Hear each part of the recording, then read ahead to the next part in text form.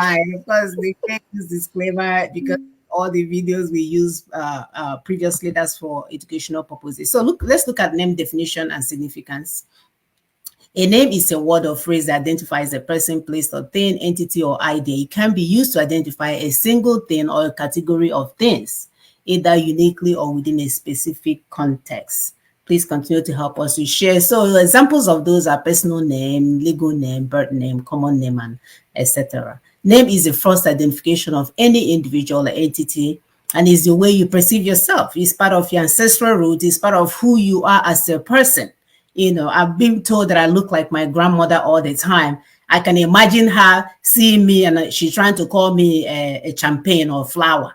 What the hell does that have to do with what she knows as my grandmother?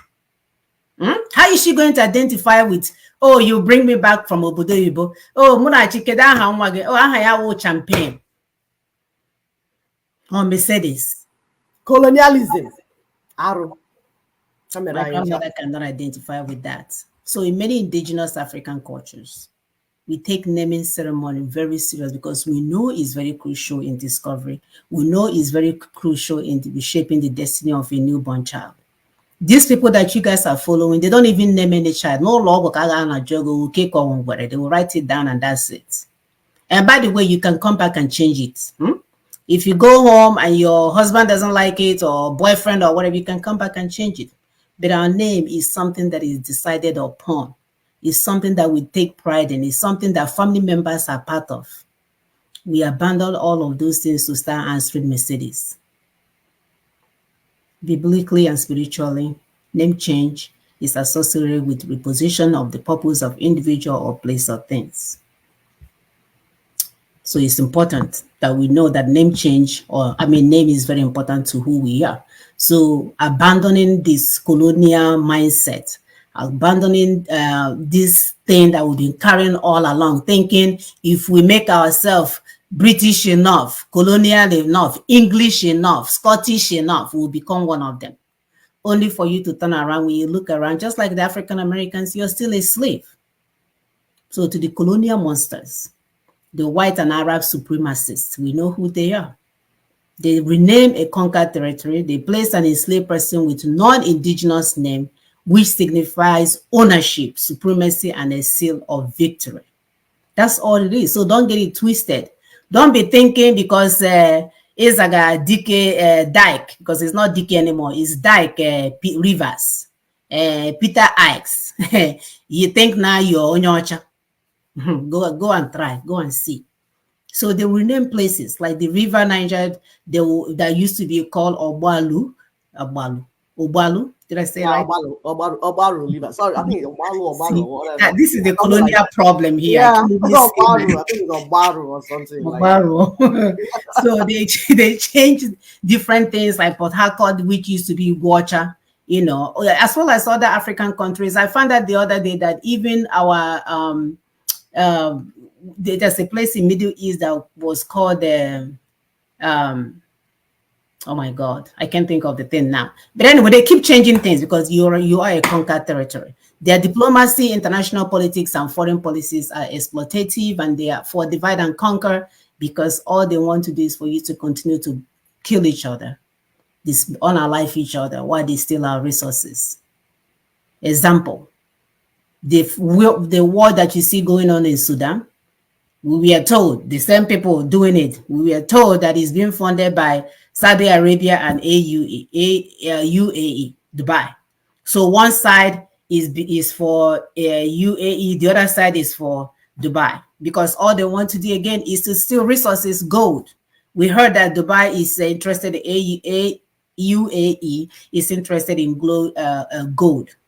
Not even interested. They've been stealing the resources, the gold in Sudan. All the one that people will go there and go and buy.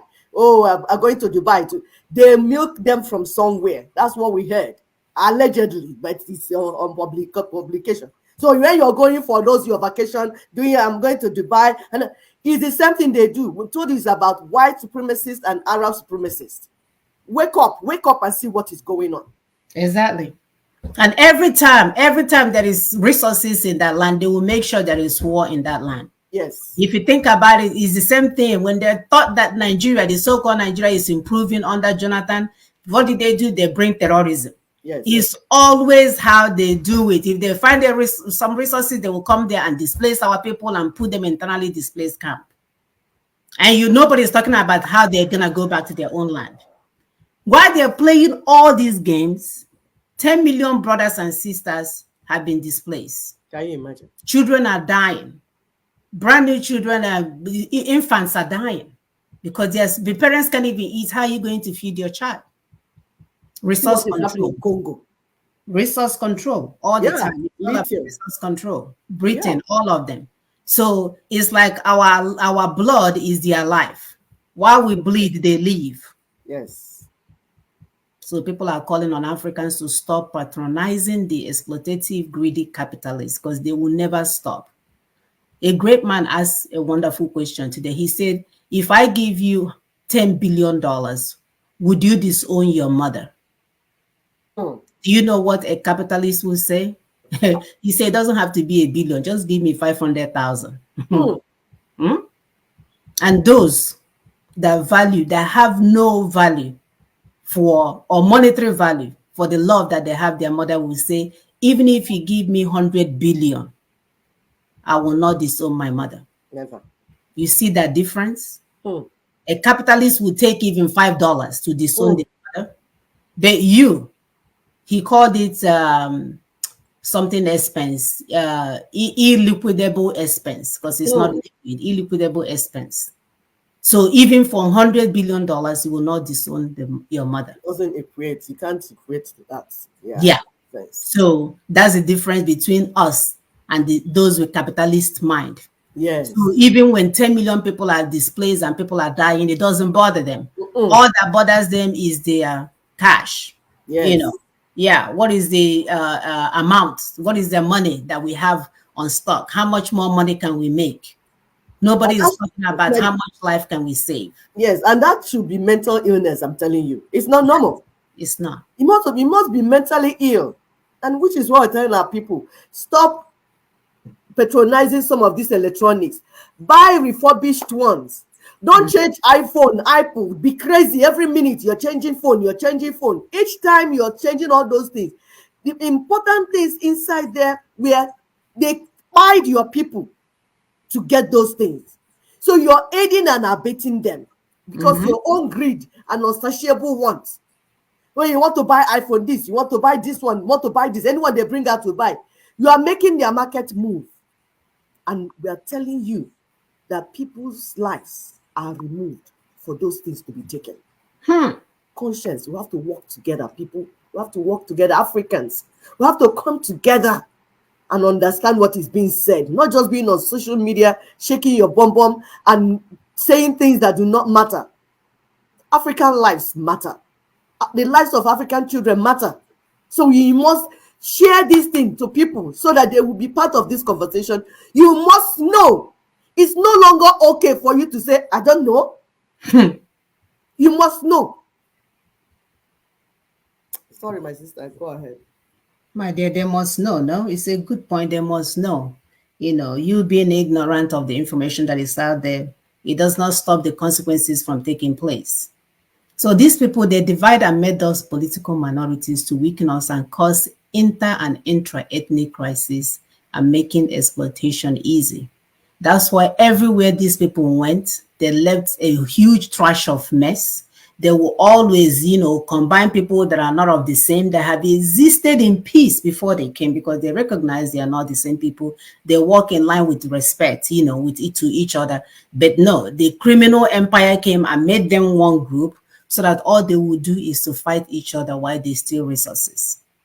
They change our culture, language, names of our communities. We see it everywhere.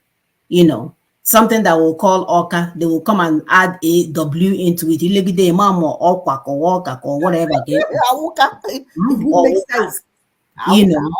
All in the name to accommodate them. But I have not gone anywhere on their streets and I see them naming anything that looks like ours. The only thing that you see is our arts that they stole and kept in their refrigerated offices. I don't know. I still don't know what those our Disney is doing there without burning down the building. But it's coming. It's going to come. That's why we're preparing our land where they will come. They will do wonders to them. They don't even know what they have carried. They don't know. They have no clue. They put them in the fridge. Oh, you know, they are not able to react. No, we are sending heat from Africa. We are going to send the heat that will take away the oil and they will charge up. And all this will start shaking. And it's coming. That's funny. It is coming. So all these things that they have done, it have led to loss of identity, have led to identity crisis, low self-esteem, and collective poverty. So people don't even know who they are. They are still lying, pretending. It's always about accommodating the things that they have set up for us. It's always about accommodating them. So those serious with decolonization of the ancestral lands see the reclaiming of the original indigenous name identity as the beginning of their decolonization process. You know, we thank our brothers and sisters here in Atlanta that are working with our people to change their names. Some of them have done their DNAs, they're recognizing their roots as Igbo or Yoruba, and they're going back to change their name. So we appreciate those people that are taking, because that is the beginning. That is the beginning of who you are for real. That is beginning of that change that you're looking for. Absolutely. In 1984, Burkina Faso, meaning the land of the righteous. What a wonderful name. Or the country of honorable people in native African tongue. It was replaced with worthless colonial slave master label called Upper Volta. Because again, our brother Sankara was misinformed. No. He replaced it. No, it was called Upper Volta. Okay. So President Thomas Sankara replaced Upper Volta with Burkina Faso. Burkina Faso is what is answering now. Upper Volta was the slave master's name that they put on them, just like Nigeria is slave master's name. So these people, Thomas Sankara, that's why every day people talk about Thomas Sankara, and even talking about Ibrahim Traoré now as being, he's behaving like Thomas Sankara. And you see all the changes happening in Burkina Faso. And you know, we need to protect that guy, that president, because they're chasing him every day here, cool, in Burkina Faso. They're trying to do it. Let the rest of Africa, as we walk towards our decolonization, please do not allow anything to happen to that man. He's doing a good job, and we want more, because the revolution that is going on there, and we want that, please. Sorry, no, absolutely. Thank you for that correction. So I'm like, that doesn't make sense. Okay, yeah. All right, so I think I'm done. I think.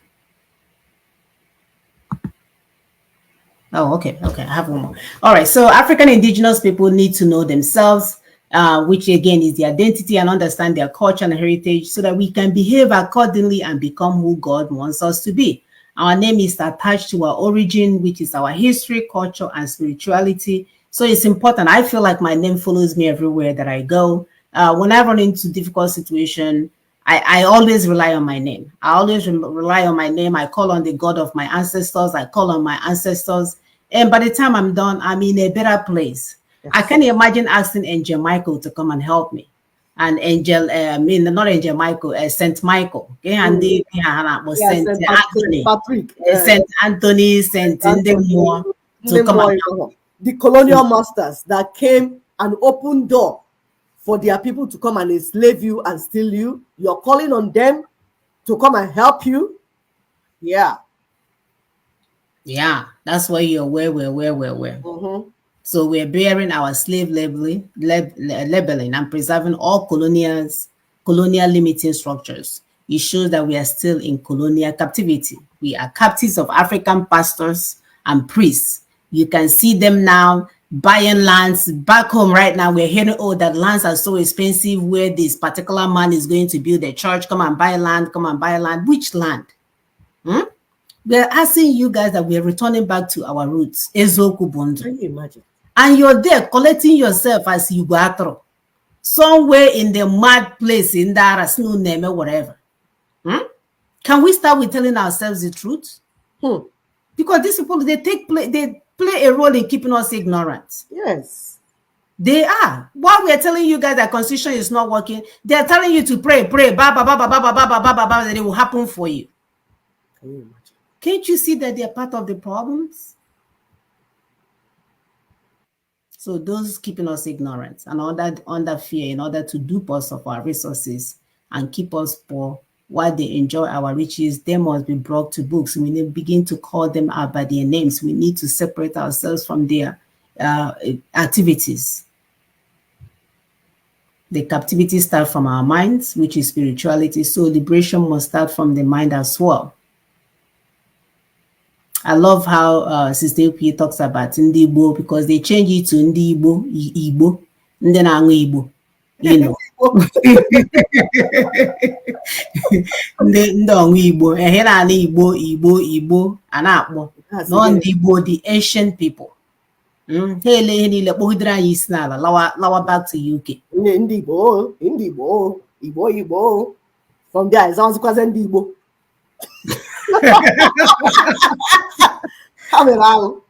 These people, man, we are not Ndi Igbo, we are Ndi Igbo, the ancient people. So we need to decolonize our minds, free our thinking, so that we can become who and what God wants us to be. Please do not watch alone. Share with others. Subscribe, like, share.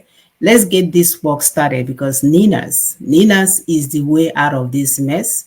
Even if they come in looking like, they're trying to make you come out, all you have to tell them, sister, Ninas.